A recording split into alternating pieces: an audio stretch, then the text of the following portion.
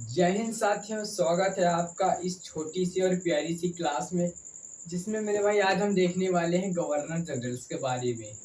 काफ़ी important topic है और हमारे एग्ज़ाम में काफ़ी अच्छे लेवल के मेरे भाई इस टॉपिक से क्वेश्चन बनते हैं और काफ़ी कॉम्प्लिकेटेड क्वेश्चन बनते हैं जिसमें अक्सर स्टूडेंट्स गलती कर जाते हैं।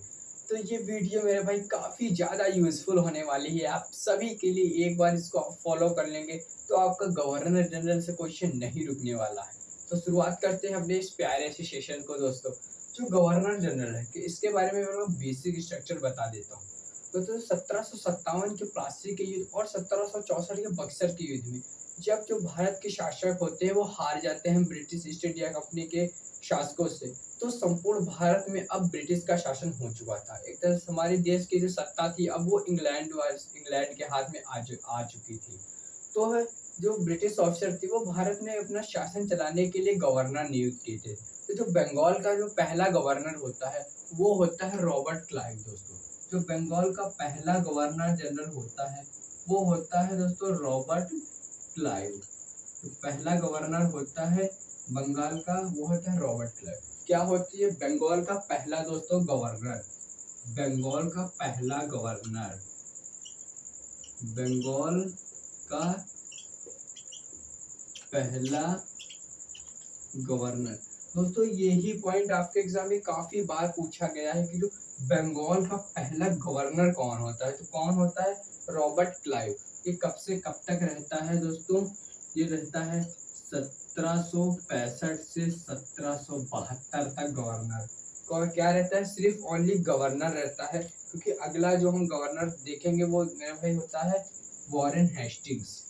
इसके बारे में हमने देखा जो अगला हमारा है वो है वॉरेन हेस्टिंग्स। जो हमारा अगला गवर्नर है वो है हमारा वॉरेन हेस्टिंग्स। वॉरेन हेस्टिंग्स दोस्तों जो ये रहता है 1773 से 1785 तक ये गवर्नर रहता है दोस्तों। इसी के टाइम पीरियड पे जो कुछ इम्पोर्टेंट घटनाएं घटी उनको हम देखेंगे जो हमारे पेपर में अक्सर पूछी जाती हैं। तो जो इसके टाइम पे मेरे भाई होता है वो पारित होता है 1773 का रेगुलेटिंग एक्ट। 1773 का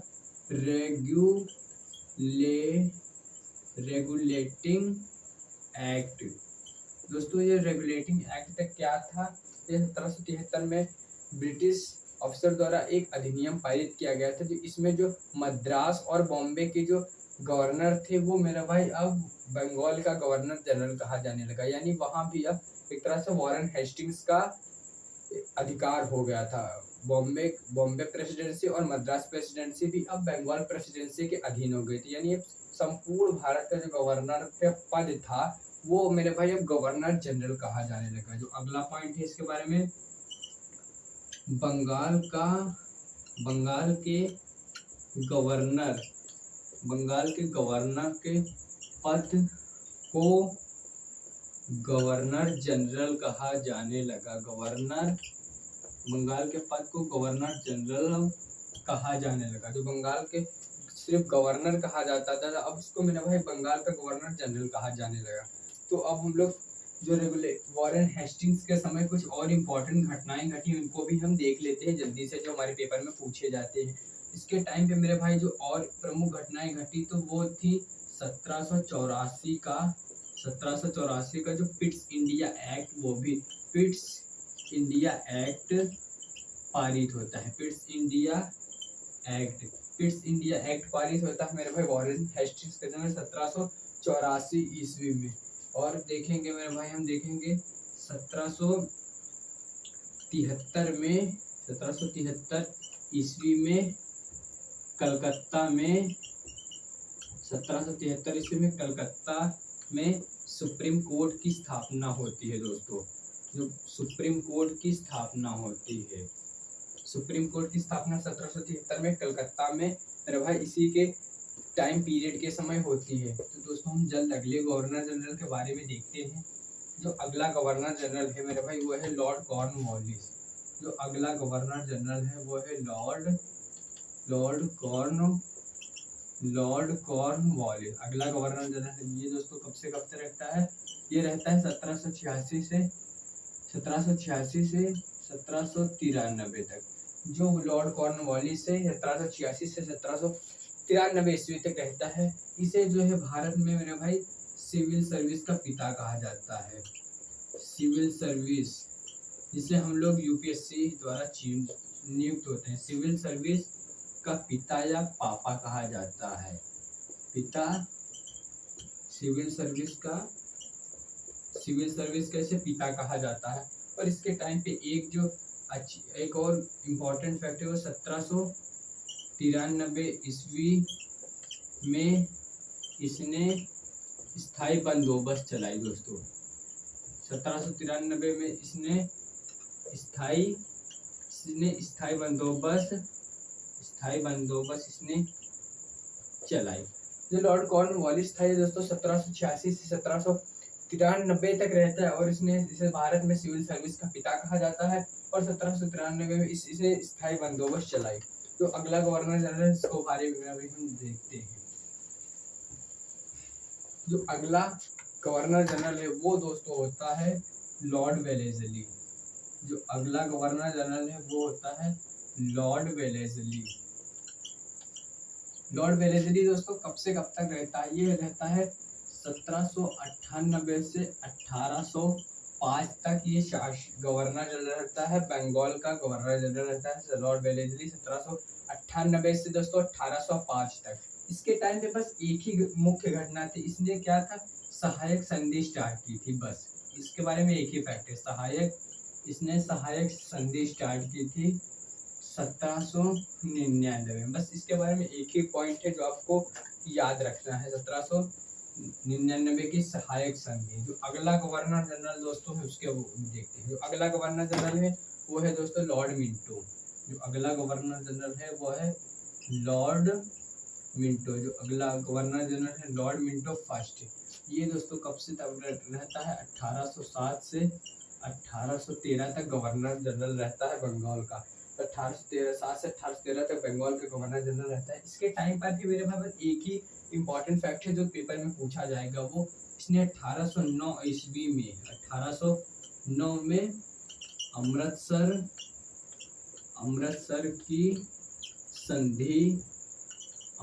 की संधि राजा रणजीत सिंह के साथ की थी। राजा रणजीत सिंह के साथ की थी। इसने 1809 की जो संधि थी उसमें राजा रणजीत सिंह के साथ इसने 1809 की अमृतसर की संधि की थी। इसके बारे में एक ही तथ्य है जो पेपर में पूछा जाएगा, लेकिन ये इम्पोर्टेंट है। लॉर्ड मिंटो के समय में एक इम्पोर्टेंट पॉइंट क्या है दोस्तों, 1809 में इसने अमृतसर की संधि किससे की थी? राजा रणजीत सिंह से। अगला गवर्नर जनरल दोस्तों हम देखते हैं।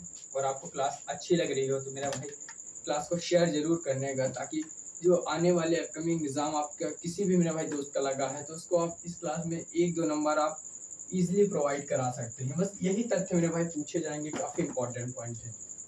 तो जो अगला गवर्नर जनरल है वो मेरे भाई है, अगला जो हमारा गवर्नर जनरल है वो है लॉर्ड हेस्टिंग्स। अगला जो गवर्नर जनरल है वो है लॉर्ड हेस्टिंग्स। कब से कब तक रहता है दोस्तों? ये 1813 से 1823 तक रहता है। कौन? Lord Hastings. इसके टाइम पर मेरे भाई 2 इम्पोर्टेंट घटनाएं हैं, बस उन्हीं को हमें याद करना है। इसने 1820 में रैयतवाड़ी प्रथा चालू की। कौन सी दोस्तों? रैयतवाड़ी। इसने 1820 में रैयतवाड़ी प्रथा चालू की। इसने 1820 में रैयतवाड़ी प्रथा चालू की। और जो अगला पॉइंट है दोस्तों, इसने 1816 में सालबाई की संधि की। इसने 1816 में सालबाई की संधि की। 1816 ईस्वी में मेरे भाई इसने सालबाई की संधि की थी। तो ये गवर्नर जनरल के बारे में बस 2 ही इम्पोर्टेंट फैक्ट थे। तो हम अगले गवर्नर जनरल के बारे में दोस्तों देखते हैं। तो हमारा अगला गवर्नर जनरल है वो है लॉर्ड एमहर्स्ट दोस्तों। कौन सा है? Lord Amherst. तो हमारा अगला गवर्नर जनरल है वो है लॉर्ड एमहर्स्ट। ये दोस्तों कब से कब तक रहता है? तो ये 1823 से 1828 तक रहता है। इसके टाइम पे बस एक ही पॉइंट पूछा जाता है हमारे एग्जाम में, जो 1824 से 1826 तक जो है वो वर्मा युद्ध हुआ था। वर्मा युद्ध दोस्तों, वर्मा जो क्या था, हमारे जो वर्तमान में जो अरुणाचल प्रदेश मणिपुर की जो सीमा लगती है म्यांमार से, तो इसका पुराना नाम मेरे भाई ये वर्मा ही है, जो 1935 के अधिनियम द्वारा उसको म्यांमार कर दिया जाता है। तो जो वर्मा युद्ध हमारा पड़ोसी देश, इसका जो 1824 से 26 तक युद्ध चला था, ये काफी बार एग्जाम में मेरे भाई पूछा गया है। जो किसके समय, लॉर्ड एमहर्स्ट के बारे में। बस एक ही पॉइंट हमें याद करना है। जो अगला गवर्नर जनरल है मेरे भाई, हम उसको देखते हैं। आपको क्लास दोस्तों कैसी लग रही है? जो अगला हमारा गवर्नर जनरल है वो है lord William Bentinck. Lord William Bentinck. दोस्तों हम लॉर्ड विलियम बेंटिंग के बारे में देखते हैं। ये दोस्तों कब से कब तक रहता है? तो ये 1828 से 1835 तक रहता है लॉर्ड विलियम बेंटिंग। इसके समय में वैसे मेरे भाई जो इम्पोर्टेंट घटनाएं होती वो होता है 1829 ईस्वी में। 1829 में सती प्रथा का इसने अंत किया। इसने सती प्रथा का अंत किया। 1829 में इसने सती प्रथा का अंत किया। किसके प्रयासों से? राजा राम मोहन राय का, जो एक जो समाज सुधारक थे। जो अगला पॉइंट है मेरे भाई, 1833 का अधिनियम। 1833 का अधिनियम इसी की समय मेरे भाई पारित होता है। 1833 का अधिनियम इसी के समय पारित होता है। और 1833 के अधिनियम के बाद मेरे भाई जो होता है, जो बंगाल के गवर्नर जनरल का पद था, अब वो जो है भारत का गवर्नर जनरल कहा जाने लगा।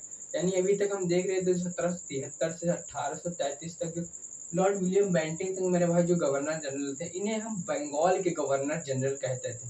और तो जब जो 1833 का ये अधिनियम ब्रिटिश द्वारा पारित करता है, तो जो अब है बंगाल के गवर्नर के पद को भारत का गवर्नर जनरल कहा जाने लगा। तो आज मेरे भाई हम लोगों ने फर्स्ट क्लास में फर्स्ट लेक्चर में हम लोगों ने कुछ गवर्नर जनरल के बारे में देखा है। अगली वीडियो में मेरे भाई हम संपूर्ण गवर्नर जनरल को खत्म कर देंगे और आपके एग्जाम में 2 से 3 नंबर मेरे भाई पक्के हो जाएंगे। तो आज की इस छोटी सी वीडियो के लिए बस इतना ही। नेक्स्ट वीडियो में हम इसके पूरे पार्ट को मेरे भाई कवर कर लेंगे। और जो अगले गवर्नर जनरल है लॉर्ड रिपन, डफरिन या लिटन, उनके बारे में मेरे भाई हम अगली क्लास में देखेंगे। तो आज की क्लास के लिए मेरे भाई धन्यवाद। मिलते हैं नेक्स्ट वीडियो में, तब तक के लिए टेक केयर।